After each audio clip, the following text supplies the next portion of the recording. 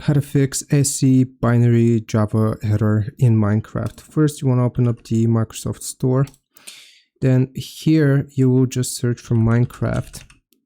Now you will be able to find the launcher and also Java and Bedrock Edition for PC. So first click on the Minecraft launcher, see if this says update. If it does, click on update.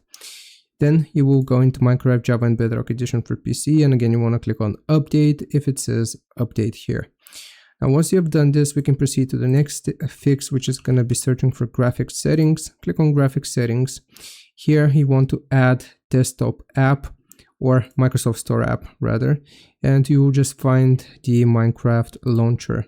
Click on it to add it. Then once you have it added, click on it to expand it, and for GPU preference you want to set this to high performance, and do the same for Minecraft for Windows. We will again set it to high performance, and optimizations for windowed gamed, click on for both. I hope this helps. Leave a like and sub. I'll see you next time.